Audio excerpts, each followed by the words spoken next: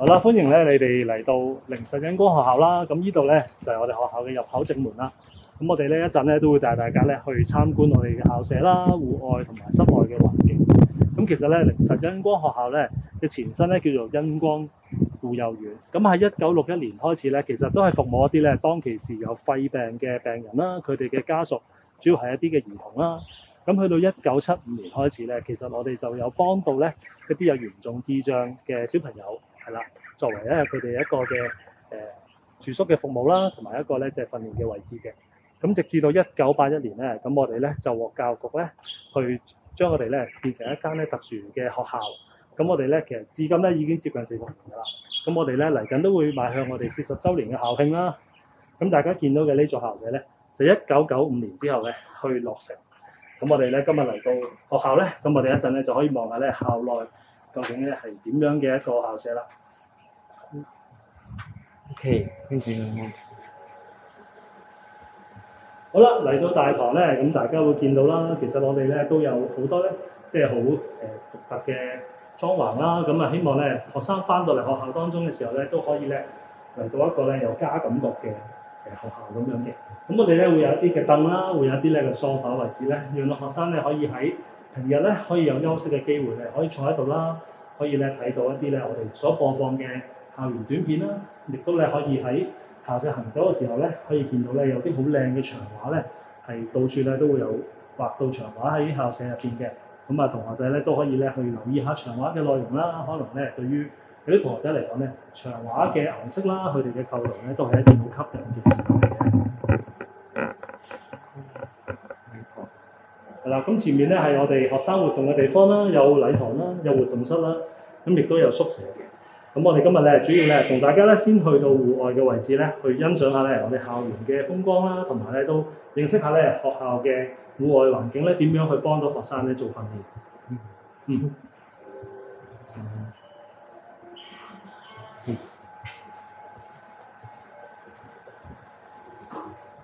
好啦，我哋一開始咧就會去到咧我哋戶外嘅地方啦，我哋先會咧行過一條小路啦。咁平日咧我哋都會帶學生咧由學校嘅正門咧行到學校戶外嘅地方嘅。咁我哋都希望咧佢哋可以啦多啲接觸大自然嘅環境啦。咁啊接觸咧即係一啲嘅植物啦，或者咧可以遠距離咧觀察到一啲咧我哋平日咧都未必可以喺課本度咧教授到佢嘅。咁我哋嚟到呢一個嘅魚池位置咧，其實魚池咧都係我哋同學咧又可以參與嘅一個學習嘅地方嚟嘅。咁我哋都會喺課本度啦，或者喺教學上邊咧，我哋都會話俾學生聽植物同動物嘅特點係啲乜。咁但係總咧嚟都唔會有咧即係親自咧嚟到接觸咧呢啲動物咧，近距離去餵佢哋食嘢啦，或者咧去觀察佢哋嘅遊動啦。咁直接咧佢知道原來魚就係咁樣嘅一種生物啦。或者咧植物原來咧都可以喺水上面咧去生長嘅喎。咁呢一個嘅魚池嘅位置咧，都可以讓到咧坐輪椅嘅同學仔咧可以嚟得到喺好近嘅位置咧，可以咧伸手去可能去餵魚啦，或者咧可以望得到咧佢哋喺水中游嘅過程。好啦，跟住我哋咧會去到我哋另一個咧戶外嘅特色嘅位置啦。有一陣我哋會去到錦官花園嘅。咁通往錦官花園嘅呢條路咧，其實大家都會見到咧，側邊咧嘅花花草草啦，我哋都經過咧精心嘅打造啦，讓佢咧有一個唔同嘅形態嘅呈現，吸引咧學生咧去觀賞同埋咧去用手接觸嘅。咁左邊咧就我哋錦官花園啦。咁錦官花園咧，顧名思義咧，希望學生咧嚟到呢一度啦，可以刺激佢哋咧用多感官咧去探索周圍嘅環境。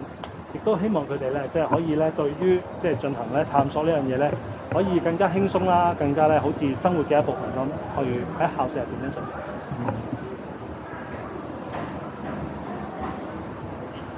而錦官花園咧係落成喺2006年啦，咁當其時咧我哋獲得捐助啦，咁就將呢一幅嘅位置咧去興建啦一個全港首個嘅錦官花園啦。咁希望咧同學仔咧可以喺呢度啦。有草地，亦都咧有一啲嘅鋪設咗嘅地方咧，可以讓佢咧去行走啦、跑動啦，可以咧去感受到究竟咧即係大自然同埋咧一個多元感官嘅環境咧，點樣可以咧刺激到佢哋嘅反應。係啦，咁我哋一陣咧都有一啲嘅感知板啦，可以介紹俾大家去睇下嘅。係啦，咁啊透過佢哋嘅轉動啦，可以觀察咧一啲形態嘅變化喎。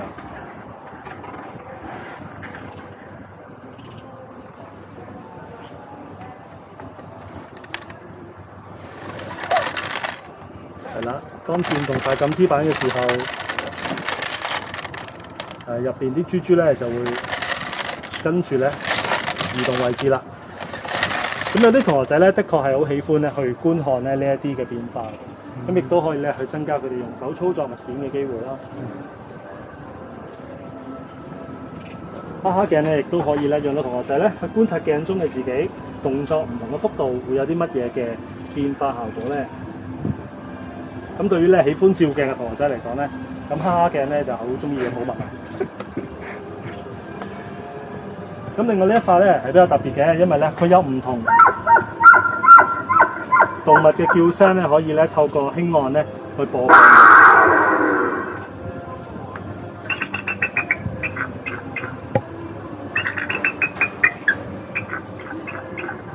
咁如果同學咧喜歡聽某一種嘅聲音咧，佢就真係要記住佢個位置咧，先可以再次播翻出嚟。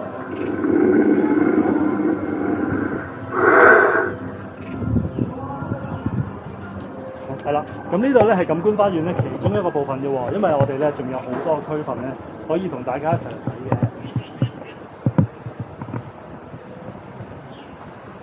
依家行緊呢條斜路咧，其實係通向緊咧我哋嘅芬香園嘅位置啦。咁芬香園咧其實係一個咧希望透過栽種芬香植物咧，去讓到學生咧增強佢哋感官刺激嘅一個位置嚟嘅。咁我哋種咗好多唔同顏色啦，帶有香氣嘅植物啦。咁喺咧唔同嘅季節咧，我哋都會咧轉換植物嘅種類，讓到咧學生咧嚟到芬香園呢個位置咧，可以咧即係透過觀察、透過咧嗅覺咧去認識大自然更多嘅。咁而我哋咧喺側邊欄杆嘅位置咧，亦都鋪設咗一啲咧嘅人造草皮啦。咁希望有啲學生可以咧扶住個欄杆進行行走嘅時候咧，都可以感覺到即係草嘅質感。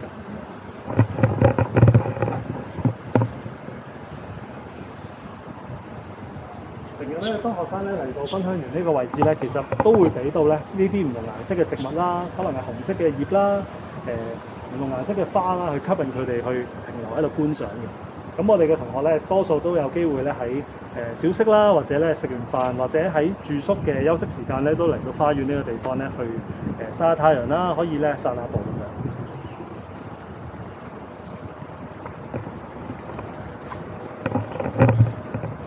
係啦，嚟到冬菇亭呢個位置咧，咁冬菇亭咧係我哋恩光學校嘅其中一個 landmark 啦。咁好多時咧，我哋一啲紀念品啊、刊物咧，都會見到我哋冬菇嘅呢一個形狀出現喺我哋嘅刊物或者係一啲嘅 poster 上邊嘅。咁其實咧，佢前身咧係一個玩具圖書館啦。玩具圖書館咧，依家就改變咗用途，成為一個咧香薰治療嘅房間。咁我哋咧稱呢個位置同埋附近嘅通道咧叫做芬香園啦。咁芬香園咧其實係做aromatherapy 嘅一個地方。咁我哋咧喺幾年前開始咗呢個服務咧，希望透過一啲嘅香薰按摩治療啦，同埋一啲周邊嘅服務咧，讓到我哋嘅小朋友啦，同埋佢哋嘅家長、佢哋嘅照顧者咧，喺多重嘅壓力啦，或者有痛症嘅情況之下咧，可以幫到佢哋舒緩嘅。咁呢間房咧就係一個咧好寧靜啦、好優雅嘅治療室啦。我哋一齊嚟睇下啦。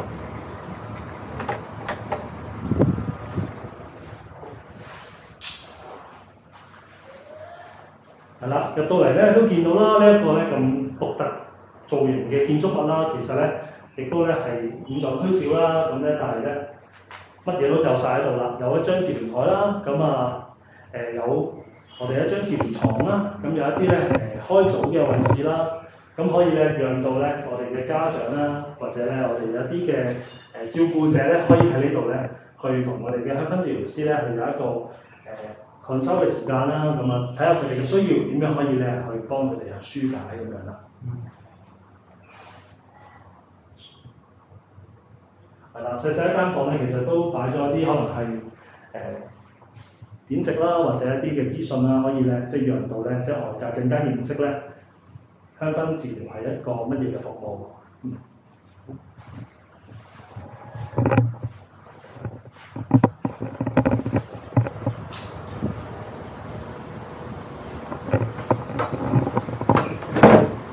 而而喺咧分香園外邊嘅呢個位置咧，其實我哋都擺設咗一啲嘅植物啦，讓到學生咧可以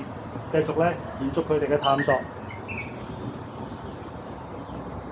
由於校舍咧嘅環境咧都比較大啦，咁所以我哋咧都希望善用咧每一個嘅位置咧，即係成為咧學生咧可以參與學習啦，可以咧有休息機會啦，又或者咧可以同佢哋嘅屋企人咧一齊去相聚嘅一個位置嚟嘅。咁分香園呢一度嘅擺設啦，亦都咧有助咧同學仔咧可以喺即係家人嚟同佢哋一齊學習啦，嚟探望佢哋嘅時間咧，可以嚟到呢度咧同家人相處咯。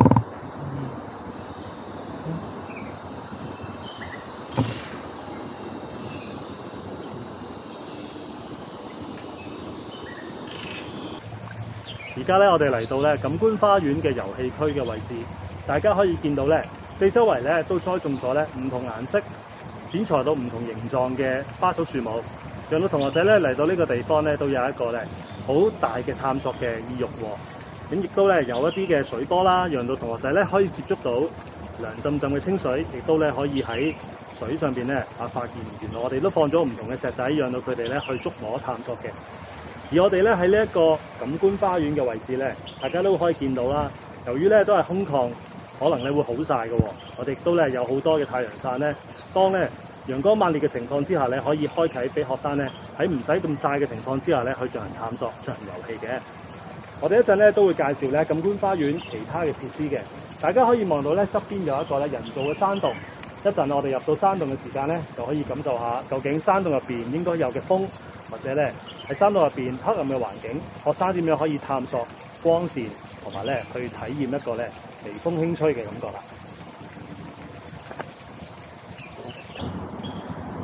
好啦，而去到側邊咧，呢度就係遊戲區咧，其他嘅遊樂設施，大家可以見到咧，同平日公園見到遊樂設施咧，可能係相似，但係都唔一樣嘅喎。我哋有一啲咧特別嘅遊船啦，可以讓到咧大人同埋小朋友咧一齊坐到喺上邊，或者咧有啲時大人可以企喺上邊，同同學仔咧一齊去玩騰龍轉嘅時間咧，同學仔就可以咧安坐喺一個咧凹咗落去嘅雪位度嘅，可以咧舒服咁樣咧參與騰龍轉嘅活動，亦都咧讓到坐輪椅嘅同學咧可以離開輪椅咧參與到呢一個嘅遊樂設施嘅。而我哋去到側邊咧，亦都有一個好大嘅搖搖船啦。搖搖船咧特別讓到咧坐輪椅嘅同學咧可以唔需要離開輪椅咧，都可以參與到一個咧搖晃嘅活動體驗。我哋上到搖搖船嘅時間咧，可以讓到幾位同學啦同一時間咧喺船上面咧去感受搖晃擺動。活動能力好嘅同學咧，亦都可以咧喺上面咧去嘗試平衡自己啦，由一邊咧走去另一邊嘅喎。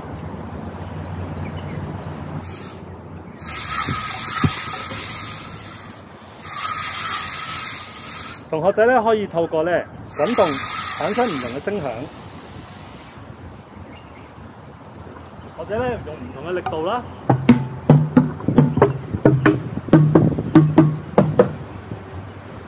去拍打咧呢個五顏六色嘅鼓喎。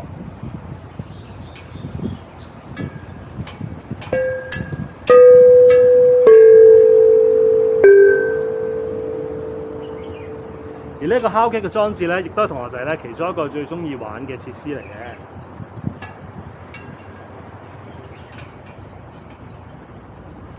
好啦，如果我哋咧喺上空望落嚟啦，其實呢個錦官花園嘅遊戲區咧，係一幅咧有彩虹構圖嘅地氈嚟嘅。咁讓到咧即係我哋學校啦，係一間基督教學校咧，呢一個聖經故事入邊咧彩虹下嘅約定咧，係可以喺我哋呢一個公園嘅位置咧去呈現到嘅。呢度咧係錦官花園咧其中一個咧同學仔最中意嚟嘅地方，呢度就係我哋嘅人造山洞喎。咁大家入到嚟咧都聽到咧有一啲嘅風聲啦。我哋咧特別咧喺呢一個山洞咧加裝咗一啲嘅感應器啦。同學仔咧一經過入口嘅呢個位置咧，感應器就會咧將山洞上邊咧嘅燈帶啦同埋咧吹風裝置咧啟動嘅，讓到咧同學仔咧嚟到呢度咧有一個模擬大自然咧入到山洞入邊咧，可能有一啲風聲啦，可以咧望到咧出口有光嘅一個感覺。我哋有啲時咧都會讓呢個山洞入邊咧加裝一啲嘅裝置咧，同同學仔玩遊戲，就好似咧將一啲好大幅嘅布簾咧掛喺山洞上邊，讓同學仔喺度進行探索嘅。咁同學仔咧離開咗山洞咧，就去到我哋錦官花園嘅遊戲區，亦都即係咧有搖搖船、氹氹轉，有一啲咧音樂聲效裝置嘅。平日咧我哋嘅同學仔咧課堂嘅時間啦，配合主題咧都會嚟到錦官花園咧進行學習嘅。而喺宿舍嘅時間咧，佢哋有機會咧嚟到戶外啦，讓佢哋咧喺戶外進行一啲咧繪畫啦、一啲嘅音樂創作啦，或者一啲咧體適能嘅活動，亦都係借助咧錦官花園呢一片嘅遊戲區嘅位置咧進行嘅。好啦，咁啊去完公園咧，咁我哋又去更加遠嘅地方啦。咁啊呢條漫漫長路咧，究竟通去啲咩地方咧？咁我哋一齊行下啦。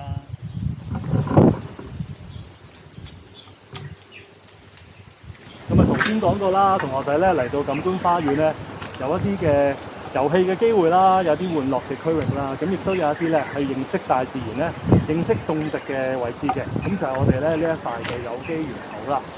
咁我哋咧都會喺呢一塊田入邊啦，種咗好多咧真係食得嘅植物啦，包括一啲嘅菜啦，包括一啲嘅香草啦、薄荷葉啦，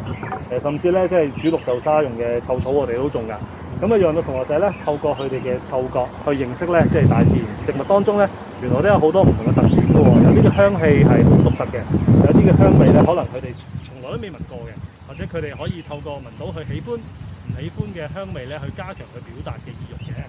咁我哋都咧讓到同學仔咧有機會啦進入去呢一塊田入邊咧做灌溉啦、做播種啦、做收割。咁當然咧最喜歡嘅部分咧應該就係食嗰個部分㗎啦。咁但係我哋咧即係依家唔方便咧，就即場將啲菜摘落嚟煮。咁我哋以前咧都會真係上堂嘅時候咧，就摘一樖菜落嚟咧，同同學仔一齊咧，即係淥個菜湯，咁啊飲下咧，究竟呢啲植物咧煮落嚟係啲咩味道喎？咁同學仔咧都好喜歡嘅。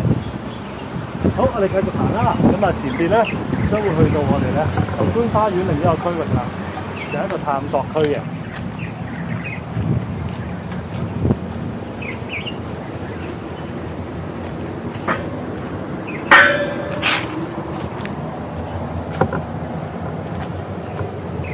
探索區呢個位置咧，咁我哋一樣咧會有一啲嘅感知板啦，有唔同嘅質感，鞋嘅質感、軟滑嘅質感，或者咧有啲粗糙同埋咧冰冷嘅質感咧，我哋都可以咧喺呢啲咁嘅探索板上面咧去感受到啦。而我哋咧亦都喺呢度咧加裝咗一啲嘅中式庭園嘅裝置啦，咁啊讓到同學仔咧可以置身喺一個咧庭園嘅環境當中咧去享受大自然嘅。咁我哋平日咧都會帶同學仔咧去喺中式花園呢一個位置咧去行下，同埋咧去同啲咁靚嘅植物啦影下相啦，咁啊等佢哋咧多啲感官上嘅刺激嘅。咁我哋仲可以玩下前面呢一個咧咁得意嘅籃球架喎。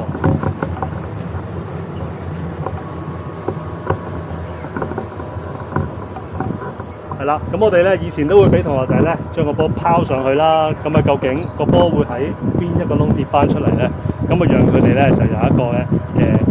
預計啦，同埋咧睇下佢哋嘅反應咧，可唔可以接翻住個波嘅？係啦，咁啊側邊咧，大家見到咧呢度一樣咧有好靚嘅園景啦。咁我哋咧嘅花王啦，亦都咧好有心機咧喺呢一度咧打造一個咁靚嘅環境咧，讓到同學仔咧嚟到呢度真係可以咧走出課室咧去享受一個咧好唔一樣嘅課堂經驗嘅。好啦，咁我哋繼續行咧，就行去咧我哋嘅一個神秘嘅地方啦。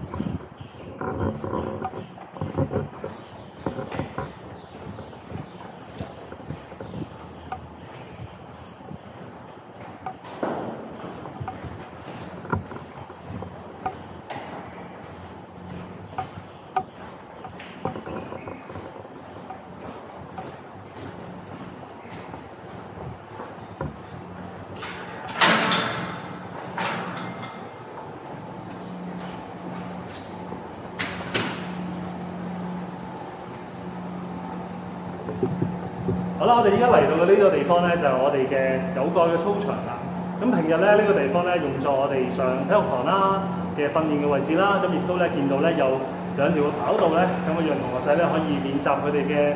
步行啦，或者咧嘅跑步喎。咁我哋其實咧平日咧都全靠咧呢一個全天候嘅操場咧去做好多課堂嘅活動嘅。咁而喺側邊咧，我哋亦都裝晒咧防墮網啦。咁啊放心咧喺度玩嘅，無論係波啦，或者咧同學嘅私人物品啦，都唔會咧咁容易飛咗落山嘅喎。咁大家見到咧，今日我哋預備咗咧有啲嘅活動咧，俾喺學校住宿嘅同學仔玩嘅。咁啊，一陣咧佢哋就會出到嚟呢個地方咧，就享受呢一個咧水池嘅位置啦。可能咧有好多咧好開心嘅歡樂時光咧，一陣就會喺度發生㗎啦。咁我哋可以去下邊望下學校究竟係一個咩嘅位置㗎喎。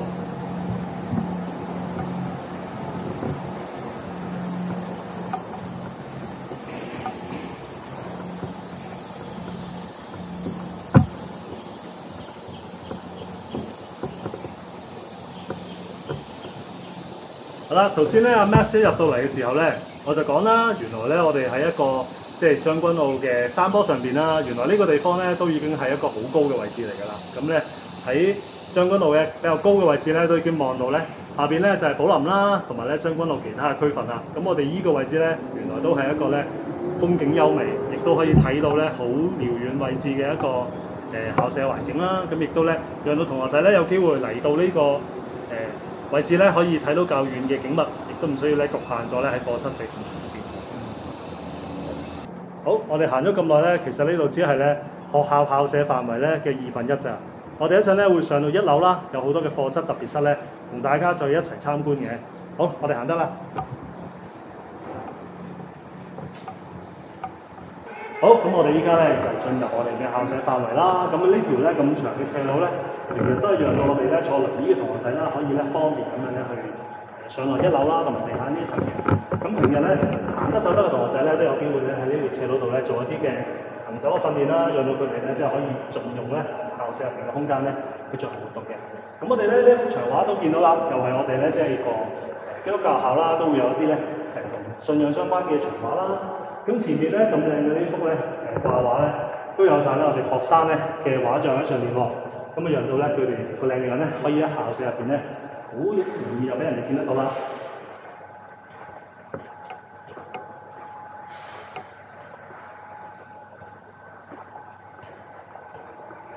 咁一陣咧，我哋會參觀啦，1樓咧幾間嘅特別室啦，入邊咧設施啦，同埋佢哋嘅佈置咧，都係咧為咗我哋學生嘅需要咧，同埋我哋訓練設立嘅。咁一陣我哋入到去咧就知道㗎啦。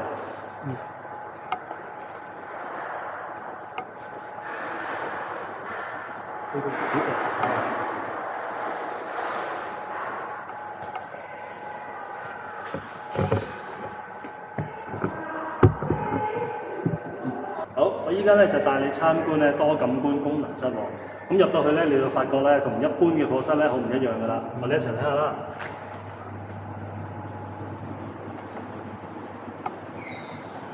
一入到嚟咧，可能你就會覺得咧，呢間房咧有好多唔同嘅燈效啦，而且咧有好多咧唔同咧去吸引學生去望嘅一啲嘅裝置喎。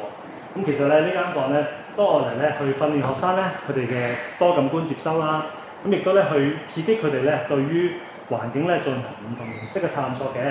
咁不如我哋咧都逐樣睇下啦。係啦，咁有一啲咧係透過觸摸咧，由學生咧去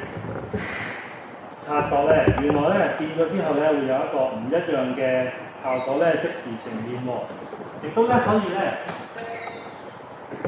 讓學生咧睇到咧唔同嘅光啦、燈嘅形態啦，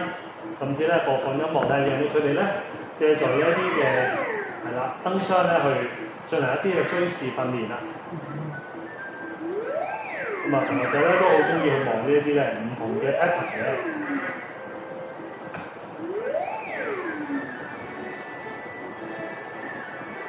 係啦，有一啲咧同學仔更加中意嘅咧，就係咧我手上呢啲光纖啊。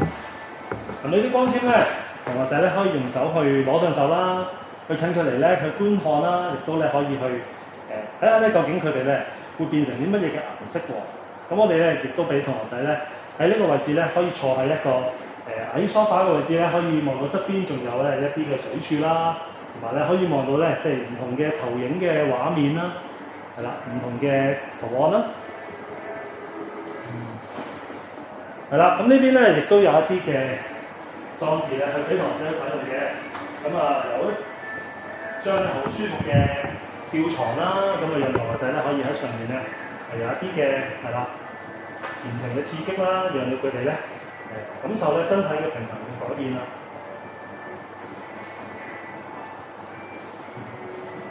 嗱，呢一塊錦紙板咧，亦都可以咧去投放咧一啲好簡單嘅單色啦，讓到同學仔咧去觀看嘅。咁就好似咧依家示範所見嘅5顏6色嘅畫面咧，可以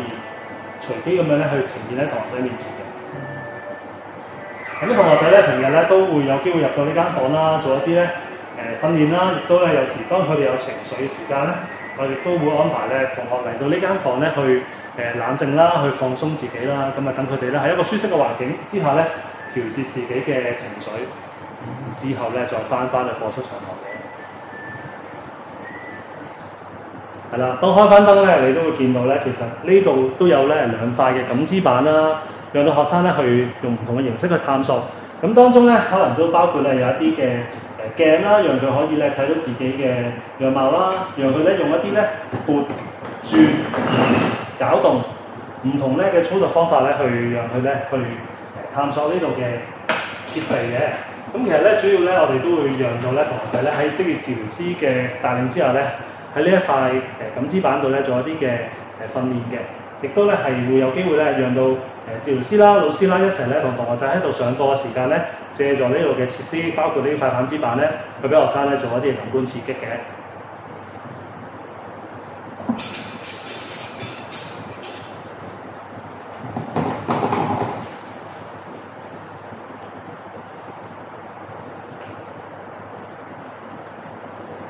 好啦 ，Max， 我哋依家咧嚟到我哋嘅感覺統合室啦。咁呢間房咧同一般嘅課室咧就好唔一樣喎。佢咧除咗好大之外咧，其實佢本身咧係用好多嘅地氈啦覆蓋咗地板嘅。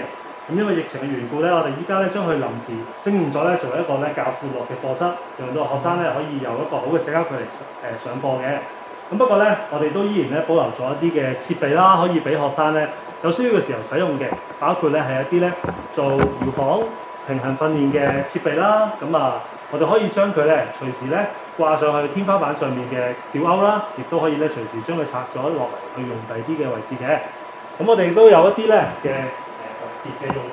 嘅設施啦，包括咧一啲好大塊嘅鏡啦，讓學生咧可以睇到鏡中嘅自己，睇到自己嘅動作，或者咧我哋有一啲嘅平衡板啦，當學生坐上嘅時候咧，可以咧挑戰下佢究竟坐得穩唔穩喎。咁呢間房咧，其實有啲咧同學仔好中意玩嘅嘢咧，就係咧有一個飛索嘅設備嘅。咁大家見到咧，嗰邊其實有一條咧粗嘅 wire 啦，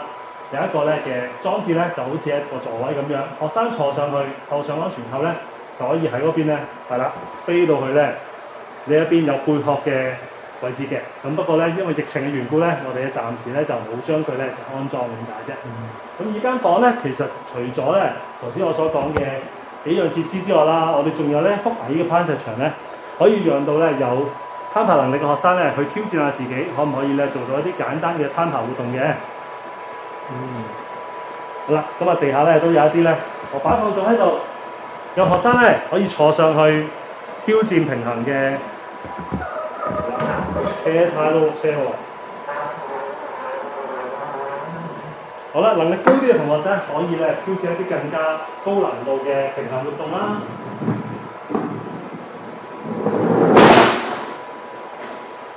係啦，咁當然咧，我哋因為平日係會鋪滿軟墊嘅關係咧，所有活動咧都係喺安全嘅情況之下進行嘅。咁咧呢間房嘅另一邊咧，我哋其實係一個學生圖書館嚟㗎。咁同日咧，同學仔可以坐喺呢啲咧咁舒服嘅波波凳上邊啦，可以睇圖書啦。或者玩一啲嘅玩具啦，咁其實咧，我哋亦都會讓同學咧去揀一啲佢喜歡嘅感知玩具啦，甚至係感知圖書，又或者咧一啲咧有圖案、有簡單圖片嘅書籍咧去做閱讀活動嘅。咁呢間房咧就係我哋咧2間房合而為一，暫時成為一個臨時課室。咁依家我哋所見咧，其實只係佢設施嘅一部分。咁咧，他日疫情過去咧，我哋將佢全部設施咧攞翻晒出嚟嘅時候咧，咁其實會有更加多咧適合學生進行訓練嘅用具嘅。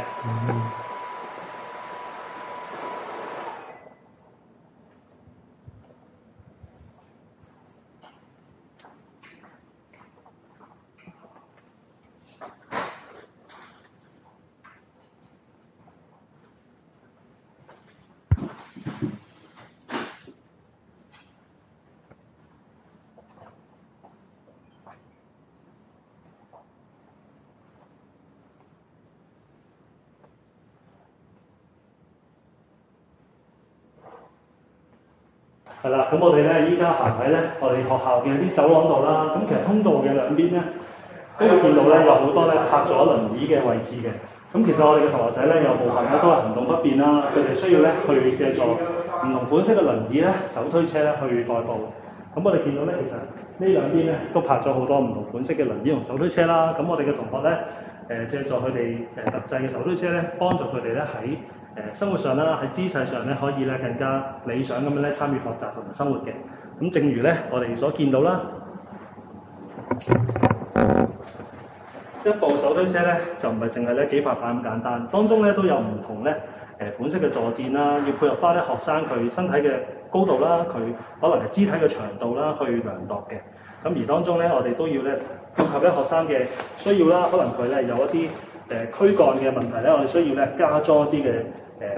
側擋咧，去幫佢咧承托住佢嘅軀幹，讓佢咧唔會咧坐下側埋咗一邊喎。亦都有時咧需要加一個咧嘅頭枕啦，讓到佢個頭咧喺坐嘅時候咧唔會傾側喺左或者右，讓佢咧可以有一個好嘅中線位置咧去參與學習嘅。而當我哋咧搞掂咗佢坐姿嘅問題咧，可能喺佢日常生活最常用到嗰張台咧，我哋都要咧去有啲考慮喎。例如可能同學仔咧隻手究竟可以伸到幾遠咧？我哋喺一個佢合適嘅距離咧加一啲嘅扶手落去啦，讓佢咧可以固定其中一隻手，而另一隻手咧可以喺台面度咧操作其他嘅用品，包括咧食飯啦，包括可能一啲簡單嘅操作啦，同埋咧可能係攞自己嘅工具咧去參與訓練咧，都可以喺呢張台度進行發生嘅。好，咁我哋咧見到咧所有走廊咧都有好多呢啲唔同款式嘅凳啦，咁我哋咧都唔一一介紹啦。咁我哋咧不如繼續行咯喎。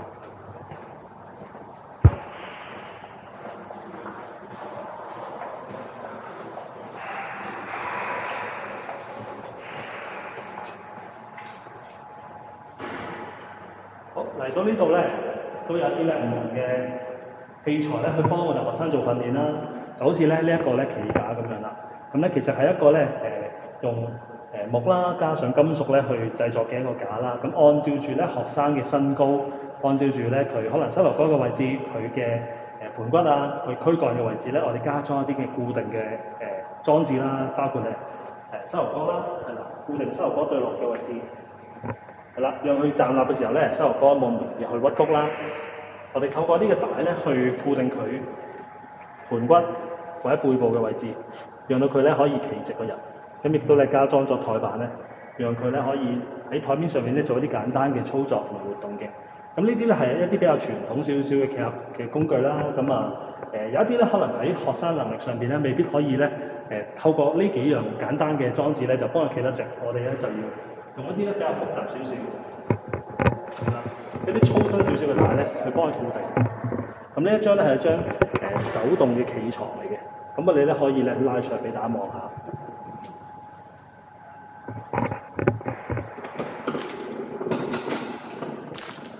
咁當學生咧平瞓，我哋固定咗佢膝頭哥或者身體嘅位置之後咧，我哋可以咧將呢張床咧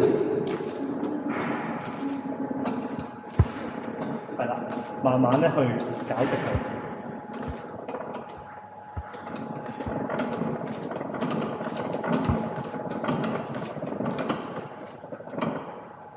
咁當咧將床搞到完全垂直嘅時候咧，或者接近垂直嘅時候咧，咁學生就可以做到一個站立嘅姿勢啦。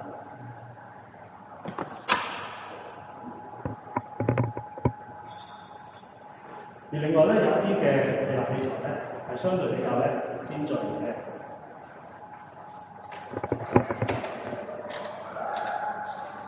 係啦，就係一啲咧電動嘅企立輪椅嘅。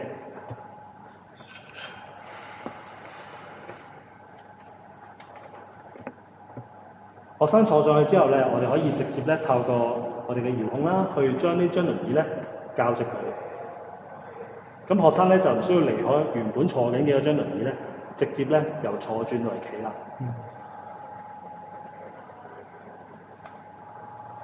咁當然咧，唔係所有嘅學生咧都適合用企立嘅電動輪椅嘅，亦都咧要需要咧透過治療師嘅評估啦，覺得佢適合咧先至可以使用嘅。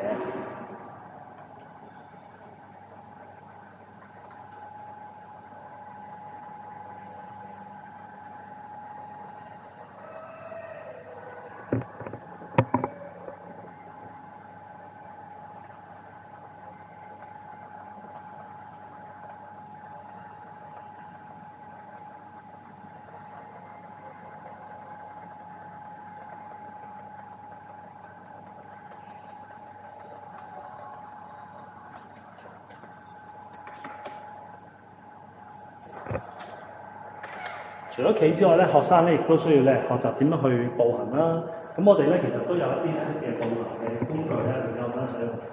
就好似呢一啲步行器咁樣啦。當學生咧站喺步行器中間，係啦，固定咗佢 pat pat 嘅位置之後咧，我哋咧可以俾學生咧去用揸住扶手嘅形式咧，去支撐住佢上身，而集中咧鍛鍊佢咧下肢步行嘅能力嘅。咁呢啲步行器咧喺校內咧，亦都係比較常用，亦都咧比較多學生咧透過步行器咧去訓練佢嘅步行嘅。咁亦都可以咧確保啦，學生喺步行嘅過程當中咧，即使佢唔夠力咧，都喺一個安全嘅狀態之下咧去靜止。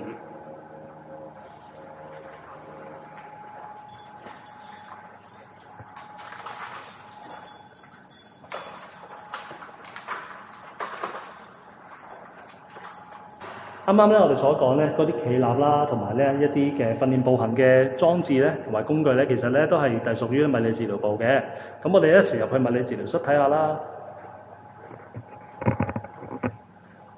咁呢度咧就係我哋學校嘅物理治療室啦。咁平日咧，同學仔咧其實除咗上堂之外咧，都會進行咧唔同類型嘅治療嘅。咁頭先我哋介紹過嘅多感官功能室啦、感覺統合室咧，就係屬於職業治療部嘅。咁而物理治療咧，就係有呢一間係啦，咁齊備嘅物理治療室啦。咁有咧唔同嘅跑步機啦，咁亦都咧有一啲咧可以讓學生咧喺有重量承托之下咧，去進行跑步訓練嘅裝置係啦。咁讓到學生咧唔需要因為咧佢唔能夠獨立咁樣咧去站立咧，就冇咗做跑步機嘅訓練機會喎。咁亦都咧有一啲咧騎馬機啦，係啦。有啲咧透過震動去進行訓練，或者咧去進行治療嘅一啲裝置啦。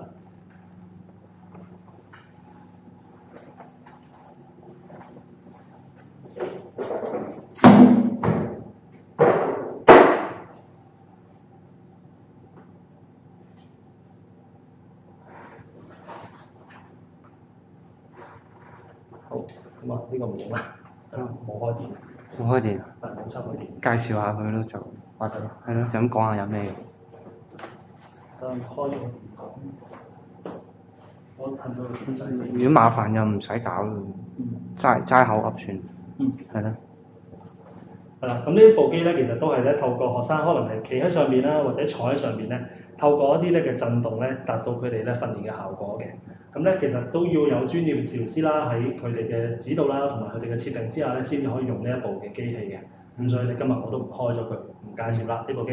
係啦，咁但係有一啲咧，我哋都可以一齊認知下啦，就係咧，當我哋嘅同學佢哋有一定嘅體重之下咧，我哋點樣安全咁樣咧，將佢哋咧由輪椅轉移去咧我哋訓練嘅位置喎。咁咧我哋就要靠一啲咧嘅電動提舉機啦。咁其實咧呢一啲嘅 ceiling hoist 咧，我哋咧都會裝咗係咧唔同嘅位置。除咗物理治療室咧會有一啲咧係啦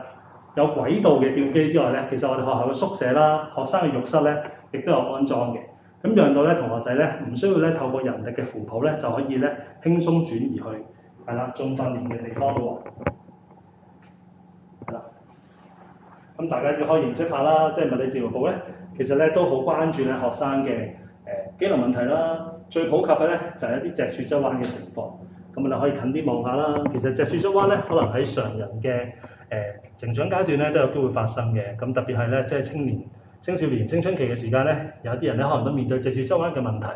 咁我哋嘅同學咧都一樣，不過可能佢哋發生脊柱側彎嘅年紀咧可能會再細啲，又或者咧佢哋嘅嚴重程度咧可能唔係常人所見到嗰個嘅狀況，亦都可以咧係透過咧呢一張 X 光嘅圖片睇到啦，可能攣嘅程度會好嚴重，佢哋需要咧透過用一啲嘅佩戴腰封啦，或者咧恆常做一啲嘅伸展活動咧，先至可以咧減慢惡化嘅。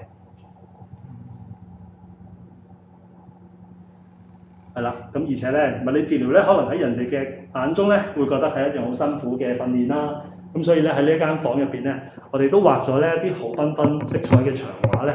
同埋咧透過好多嘅玩具啦，去吸引學生咧喺進行訓練期間咧，唔會咧因為可能訓練嘅艱辛咧而令到佢哋咧冇咁開心啦。都希望佢哋咧有一個愉快啦、正面嘅態度咧去進行訓練、接受治療嘅。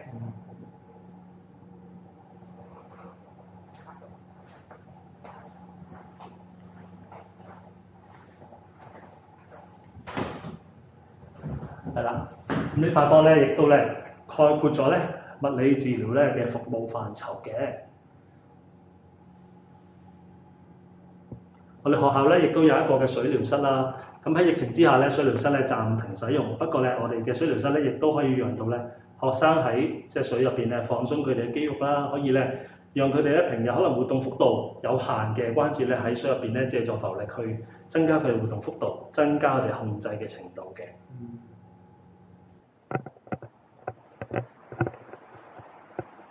所以歡迎你啊嚟到我哋言語治療室啦。咁呢間房咧同另外嗰幾間治療室咧又有啲唔一樣嘅喎，因為咧佢進行嘅治療訓練嘅範疇咧都唔相同嘅。咁我哋咧可以認識下咧言語治療部咧，其實主要咧係進行咧幾個範疇嘅訓練嘅。咁包括咧言語同埋溝通啦。咁當中咧包括咧學生點樣去用有效嘅溝通方式去表達自己，包括咧用圖卡啦，用一啲咧嘅輔助溝通工具啦，又或者咧用佢哋咧簡單嘅手語去進行表達嘅。咁有啲學生咧喺我哋學校入邊咧，亦都有簡單嘅口語能力嘅，可能可以講到簡單嘅單字啦、單音啦，或者咧可以講到一啲短句嘅。咁當然啦，我哋學生嘅口語能力咧，有口語嘅學生為數並不多嘅。咁而且咧，我哋亦都好強調啦，學生咧唔係淨係咧學識發聲或者學識咧揀圖卡，應用喺咧社交溝通當中咧先係最緊要嘅喎。咁我哋咧都希望咧學生咧學到嘅一啲溝通技巧咧，可以翻到去課堂啦，翻到去家中啦，喺佢日常生活當中咧，去讓到社交溝通呢樣嘢咧可以恆常咁樣發生嘅。咁另一樣咧，我哋咧學生都好重要嘅咧，就係佢哋個口啦。咁佢哋個口咧，除咗要識發聲啦，或者我哋希望佢可以咧多啲用口去發音之外咧，其實個口咧最大功能咧，原來咧就係可以咧愛嚟食嘢嘅喎。咁我哋咧學生嘅口肌能力可能都有咧差異啦。可能喺咧進食嘅過程當中咧，未必可以咧有效咁將食物咧喺口腔度咧去撥落咀嚼嘅位置啦。咁我哋要透過咧一啲嘅口肌訓練咧，去加強咧佢口腔嘅反應啦、肌肉嘅反應啦，同埋可能喺咀嚼嘅能力上面咧都要加強嘅。咁我哋咧喺同學咧進行進食嘅訓練或者日常咧進食進飲嘅過程當中咧，都要留意咧學生可能咧即係吞嘅時候咧，有機會吞唔到啦，會續親啦。咁嚴重咧可能會引致一啲吸入性嘅肺炎啦。咁所以咧言語治療師咧佢哋需要監察咧同學仔嘅吞咽狀況嘅。咁如果咧學生佢真係吞得唔叻啦，可能我哋就要用一啲咧補償嘅方式咧，可能要加一啲嘅凝固粉啦，將食物嘅質地咧去改變，甚至咧將佢打碎，令到咧學生可以咧去食得到或者飲得到啦。咁咧想介紹下咧，我哋都有兩部嘅機啦，可以咧去喺學生進食上邊咧去提升佢哋嘅生活質素嘅。咁啊先講呢一部啦。咁呢部咧其實係一部軟餐製作機嚟嘅。咁軟餐咧可能喺老人院咧都會普及緊㗎啦。咁我哋咧都將一啲咧嘅食物啦，將佢咧打成一啲咧唔同嘅質地，再將佢咧透過一啲嘅倒模咧塑造翻咧佢原來嘅形貌。咁咧讓到學生咧喺食啱佢質地軟身嘅食物當中咧，亦都保留住咧嗰種食物原來嘅外觀，讓到佢咧透過食物外觀嘅吸引啦，可以咧增加佢進食嘅意欲嘅。咁我哋咧都希望咧學生唔會因為佢吞咽能力唔好，而咧每一日咧只能夠食一啲咧糊狀嘅食物。希望佢咧都喺個生活當中咧，即係有更加被尊重啦，有一個更好嘅生活質素嘅。咁咧側邊呢部機咧可能就係咧有少少唔一樣啦。佢係一部咧食物嘅立體打印機，佢可以咧將一啲嘅原材料啦，透過咧立體打印嘅技術咧，變成咧唔同嘅形態，讓到學生咧喺食嘅時候咧，發現咧原來食物都可以有唔同嘅形式呈現喺當中嘅。咁呢一部機咧，我哋咧可以睇一睇咧啲相片啦，就知道佢咧可以製作到嘅效果咧係有幾精細㗎。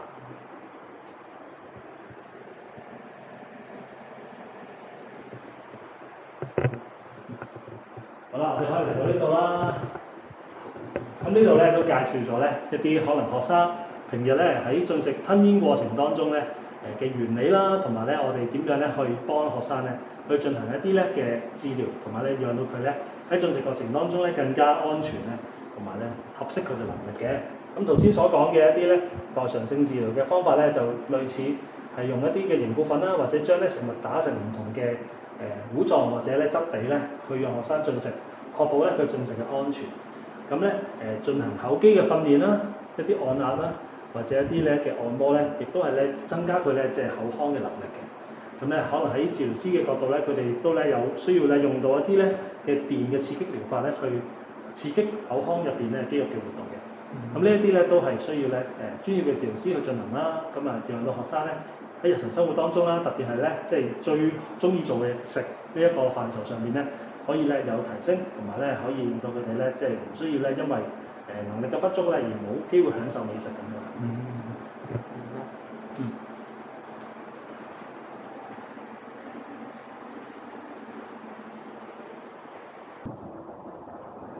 好啦，我哋而家咧嚟到咧我哋1樓課室嘅盡頭嘅位置啦。咁呢個咧係我哋嘅天井喎。咁天井嘅位置咧，其實咧我哋都係做咗好多綠化嘅擺設啦。咁我哋咧可以認識下咧，我哋都有啲咧魚菜共生嘅生態系統啦。可以咧喺呢一個地方咧，俾學生去觀察，俾佢哋咧睇到點樣咧，即係讓到咧植物啦同埋咧生物咧可以並存，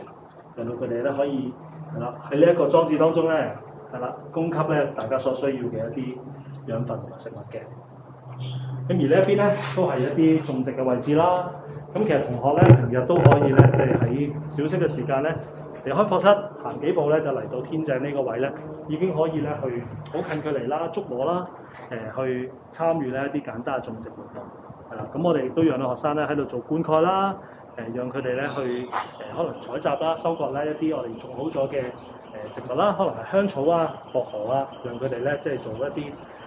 農作嘅活動咁樣。咁亦都可以讓到佢哋有曬太陽嘅機會啦。咁啊，曬太陽咧都對於佢哋咧即係嘅骨質咧都有好處嘅。呢幾組咧係一組咧水耕嘅系統。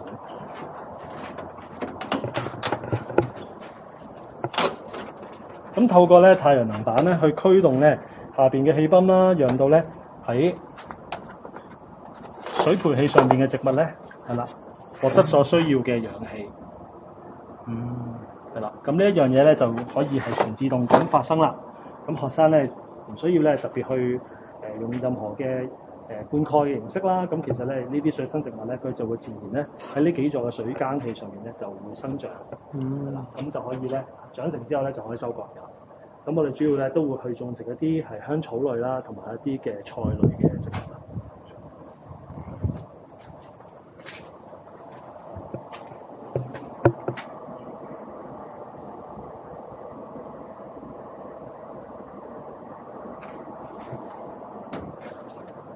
呢啲都係全部學生自己親手整。佢哋可能會參與一部分。參與一部分。係啦。咁因為放落去個即係呢一個細細嘅位置咧，咁可能學生未必每一個都可以做得到。咁但係可能有啲學生做到嘅時候，可能會請佢就係做放呢個動作，咁佢就嚟到水培器度咧，咁佢就可以咧即係將準備栽種嘅，可能啲根冇生得咁長嘅，就放落去。咁之後咧就可以即係慢慢去讓佢自己喺度生長啦。好。咁呢一個舒服嘅位置啦，都係即係希望咧同學仔係啦學習啦、訓練啦，去到攰嘅時間咧都可以出嚟鬆一鬆啦。咁啊遠望咧即係大自然啦，對面嘅山坡啦，係啦遠嘅景物。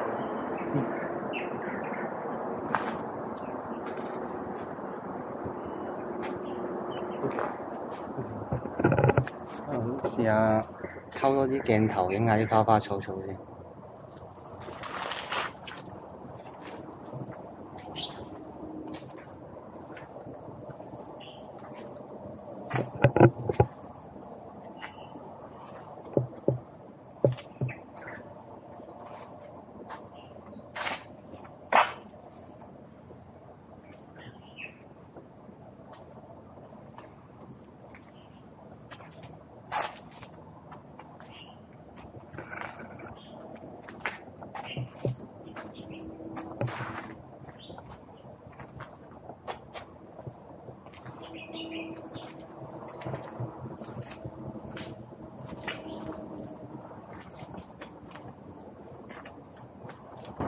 行咗咁耐咧，應該大家對於咧靈實恩光學校嘅校舍嘅內外咧都有初步嘅認識啦。雖然咧我哋今次咧唔能夠俾大家咧親身嚟到學校咧接觸我哋嘅同學仔啦，咁但係咧我哋都希望咧大家透過我哋校園介紹嘅呢段影片咧，可以認識下咧即係我哋學生日常咧生活同訓練嘅地方係一個點樣嘅環境喎。咁希望咧，即係第日咧，大家有機會嘅時候咧，都可以嚟到我哋學校啦，用義工嘅身份又好，或者咧有機會咧，可能都係我哋嘅職員嘅一份子咧，去服侍呢一班咧有特殊需要嘅小朋友，咁咧讓到咧呢一個咁靚嘅環境咧，都成為你哋咧生活嘅一部分。